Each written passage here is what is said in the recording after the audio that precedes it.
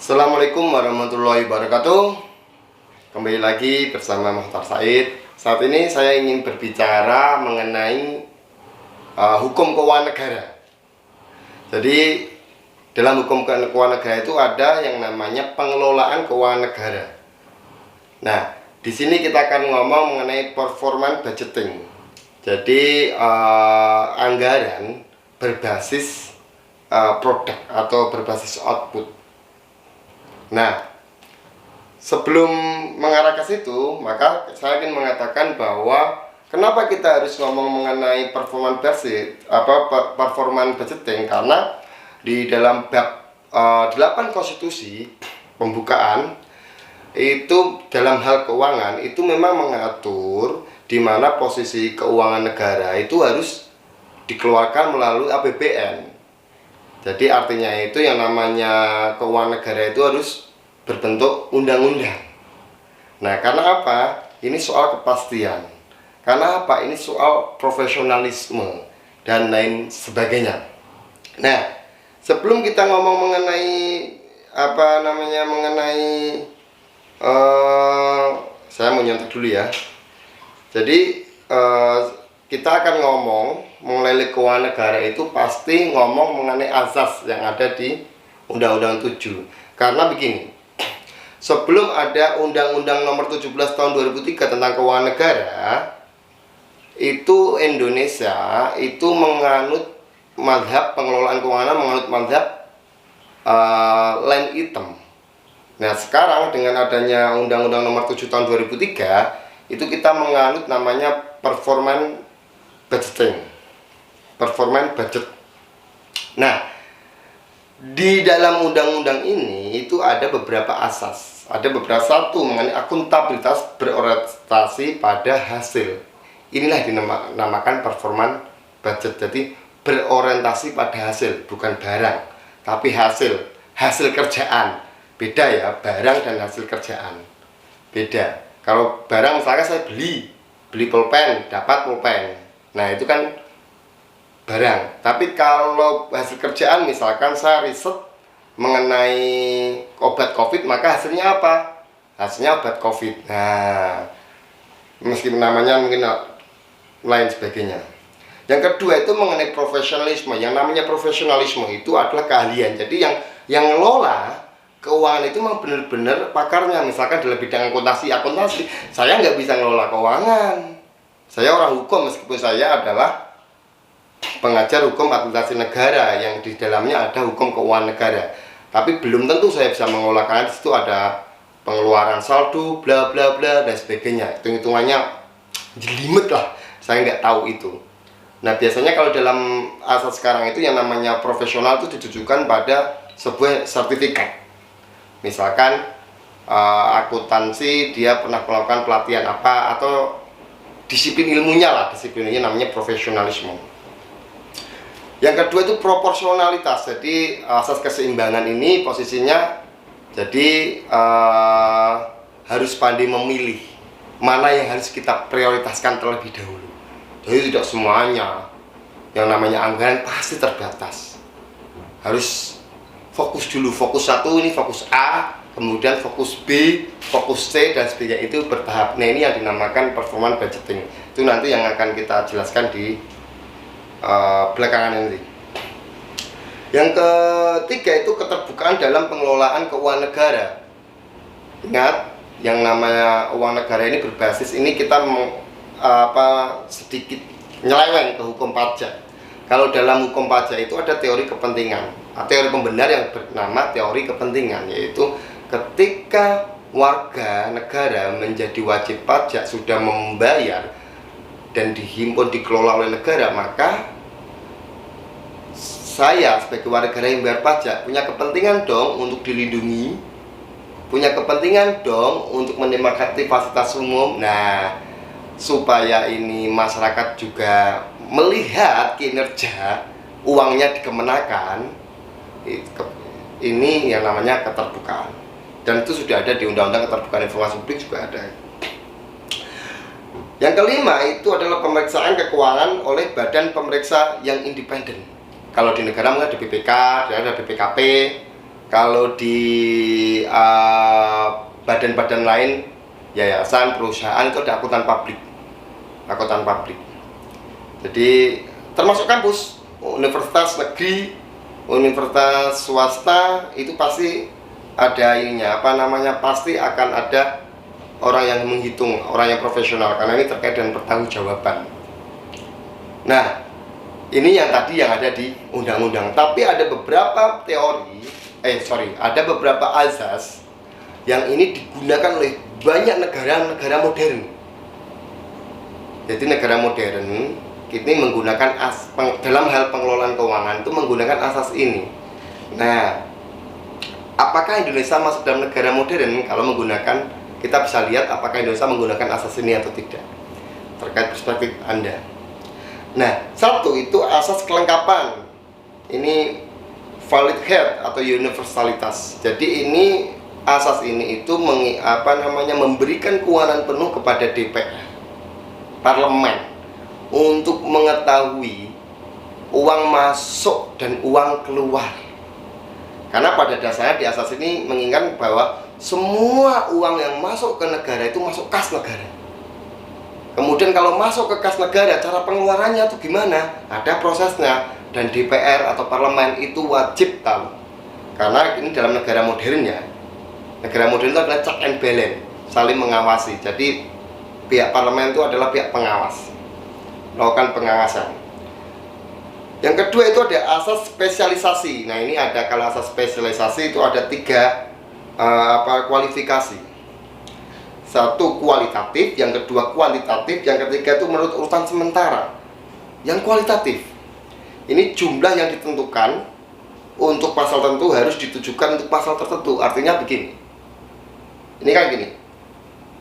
Jadi misalkan kalau misalkan anggarannya itu untuk pembangunan di desa Cipayung, pembangunannya di desa Cipayung ini jadi kedok, maka tidak bisa dialihkan ke desa Bojonggede, gitu. Harus itu. Kalaupun ini harus ada perubahan. Yang kedua asas kuantitatif. Ini tidak boleh melampaui jumlah yang ditetapkan. Artinya sudah saya kasih anggaran 100.000, mau tidak mau, hidup tidak hidup, ya itu biasanya itu kalau asas ini itu kayak anak kos lah.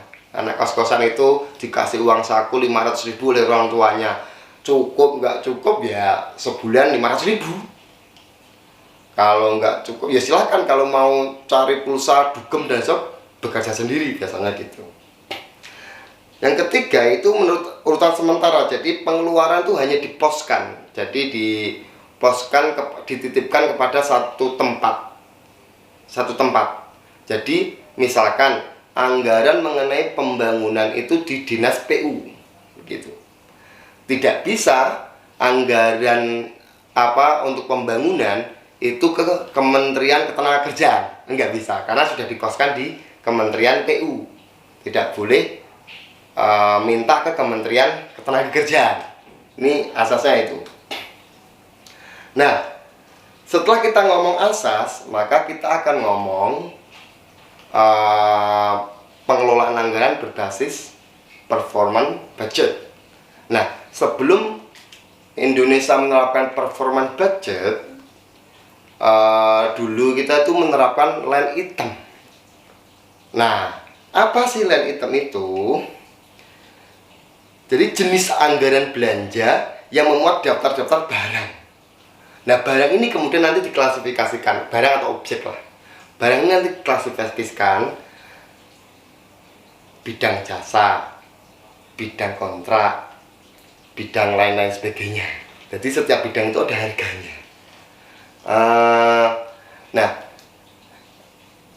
Jadi bentuknya itu bentuk-bentuk harga. Kayak sampean itu bangun masjid itu loh, membuat proposal bangun masjid itu kan ada harganya itu ya. Untuk bangun pondasi butuh apa? Butuh semen 10 per semen itu berapa gitu loh. Nah, apakah apakah sistem line item ini baik atau buruk? Yang namanya kebijakan atau yang namanya sistem itu pasti ada baik, ada buruk, atau ada kelemahan dan ada kelebihan. Nah, kelemahan satu dari line sistem ini adalah kesukaran untuk menyederhanakan berbagai jenis barang untuk dikelompokkan. Jadi sulit mengelompokkannya ini dalam bentuk jasa atau dalam bentuk apa ya. Misal untuk membangun jalan, ya kan, bangun jalan kan butuh kontraktor gitu ya. Kontraktor ini bidang jasa atau kita kerjakan, atau bidang, kan nanti yang namanya kontraktor ada konsultan ya. Konsultan itu bidang apa, itu agak sulit. Nah, kelebihannya itu pengawasan itu mudah dilakukan karena dicantumkan secara jelas barang-barang atau objek-objek yang akan dibeli. Jadi kalau dalam line item ini, jadi kayak seperti tadi proposal itu jelas anggaran untuk semen misalkan 100 juta, terus pengawasan enak. Loh, kamu saya kasih uang 100 juta untuk beli semen sebanyak 10 kok, tapi dibelikan sebanyak 9. Itu di mana? Nah, ini kelebihan line system. Kelemahan yang kedua, terdapat perbedaan pengelompokan barang antara unit organisasi yang satu dengan unit organisasi lainnya karena sering tidak ada standar jenis barang-barang itu. Jadi kalau kita ingin membeli sesuatu nih, negara kan nggak boleh berpihak ini. Maksudnya negara nggak boleh diskriminasi. Membeli sepedol misalkan, kalau sistem ini, kan kita nggak tahu kualitas yang baik mana. Masa kita cantumkan dalam proposal itu sepedol merek Senoman, nah, kan nggak boleh. Karena apa? Orang bisa melihat, oh ini pasti negara sedang bekerja sama dengan pabrik Senoman ini. Nah, itu nggak boleh, tidak boleh begitu. Ada titipan nih dari pengusaha Senoman ini sepedol nih. Jadi nggak sulit mengelompokkan. Yang ditulis kan pasti butuh sepedol seharga 50.000 per biji. Ini sepedol apa 50.000 per biji, kan begitu kan? Jadi nggak bisa dikelompokkan itu.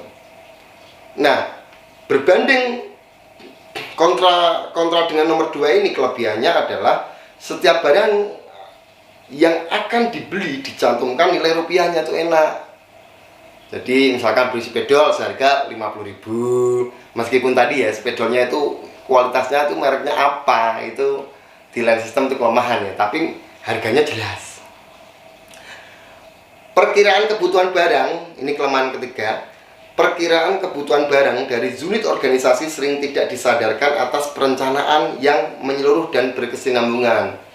Jadi kalau line system yang ketiga ini ya seperti tadi, kayak beli barang saja, tapi besok tahun depan kemungkinan juga bisa beli barang itu lagi.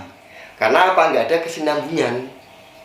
Nah, ini akan membedakan dengan performa budget. Kelebihannya adalah mudah dilakukan pemeriksaan terhadap penanggung jawab pembelian. Jadi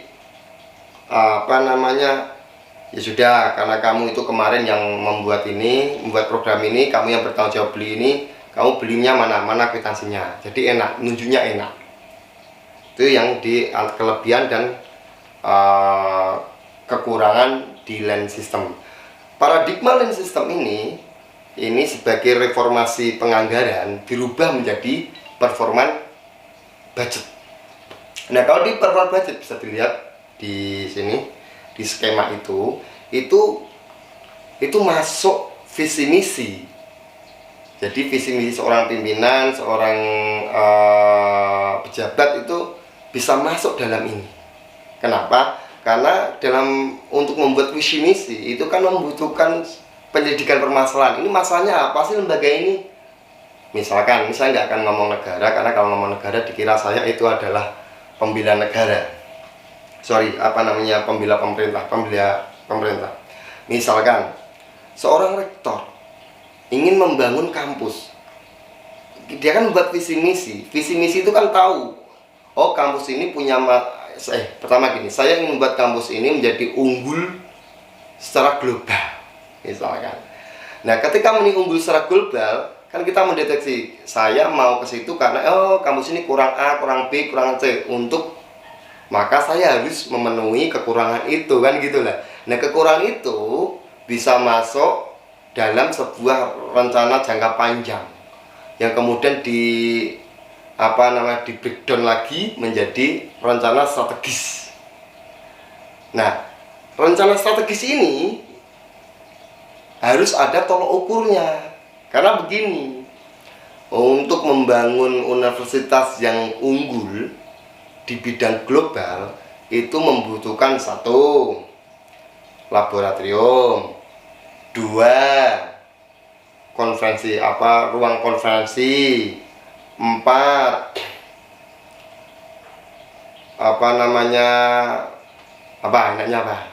misalkan fasilitas umum, gedung, fasilitas umum atau gedung. Nah, tolok ukur ini harus disandarkan pada anggaran. Misal, anggaran per kampus ini setiap tahun tuh 5 miliar. 5 miliar ini kalau semuanya dibeli atau semuanya dilakukan, ini kan nggak mungkin nih, nggak cukup. Ingat lagi ke asas proporsionalitas. Fokus dulu dong, kan gitu loh. Mau apa? Oh, ya sudah. Saya sekarang itu 70% akan saya alihkan ke laboratorium dulu. Fasilitas laboratorium dulu. Oke, tolak ukur laboratorium. Nah, tolak ukurnya adalah di laboratorium itu kan ada beberapa pelengkapan misalkan alat mikrochip, alat mikro itu yang biologi itu saya paham. Nah, kemudian diprogram kerjakan. Oke, karena kita beli nih, kita harus punya laboratorium, dan laboratorium ini kita harus programkan. Tahun ini saya akan beli microchipnya dulu. Hasil microchip ini kemudian hasilnya apa sih? Kan tadi kalau performance budgeting itu berbasis output ya. Hasil kerja outputnya apa? Oh, dengan dibelinya microchip ini, maka ada dosen-dosen yang sudah bisa melakukan penelitian, masuk jurnal, kan gitu. Habis itu dikembalikan lagi ke tolok ukur, apakah outputnya itu sudah sesuai dengan tolok ukur yang kita tetapkan. Nah, kalau belum, maka ini masuk evaluasi. Ketika masuk evaluasi, maka masuk dalam penyelidikan masalah. Penyelidikan masalah itu maka masuk dalam rencana program, strategis, tolok ukur, dan seterusnya, muter. Nah, ini berbasis berbasis output. Jadi bukan berbasis objek atau bahan tinggal beli itu, bukan, tapi ada prosesnya itu. Nah, kalau terkait dengan posisi format mengenai biasanya ini saya lihat di Riawan Chandra. Kalau formatnya mengenai anggaran itu bisa dilihat di ini gambar. Ini ada sasaran strategis seperti yang tadi, format di atas, skema di atas. Di dalamnya ada program dan kegiatan. Ingat, beda ya, program dan kegiatan beda. Program itu tema besarnya, kegiatan itu teknisnya. Jadi kadang banyak aktivis yang tidak tahu program dan kegiatan. Nah, untuk bisa melakukan pengelolaan penganggaran dan lain sebagainya itu kan membutuhkan penerimaan toh. Penerimaan negara itu menerima uang, kan gitu. Nah, sumber penerimaan negara itu ada 3. 1, hibah atau utang. Utang itu biasanya itu bantuan itu. Yang kedua itu penerimaan dalam negeri. Nah, penerimaan dalam negeri itu ada 2, pajak dalam negeri dan penerimaan perdagangan internasional. Pajak dalam negeri itu meliputi pajak penghasilan, pajak barang mewah. Pajak barang mewah itu definisinya itu adalah sesuatu yang dikonsumsi oleh atau dinikmati oleh orang-orang tertentu, gitu loh. Jadi tidak bisa umum. Kalau nasi itu bukan barang mewah, itu bukan. Tapi kalau barang mewah itu yang bisa merusak lingkungan. Jadi dikonsumsi oleh orang tertentu tapi bisa merusak lingkungan. Apa ya misalkan ya emas dan sebagainya itu, berlian-berlian atau apa itu. Nah, yang terkait kemudian cukai itu ada dua loh, cukai tembakau dan cukai alkohol dan lain sebagainya itu. Penerimaan perdagangan internasional itu biaya masuk dan pungutan ekspor itu. Yang kedua itu penerimaan negara bukan pajak. Itu maksudnya adalah sumber daya alam. Sumber daya alam itu ya pertambangan itu, termasuk perikanan, kehutanan. Kedua, pembagian pemerintah atas laba BUMN. Ini kalau di pusat ya.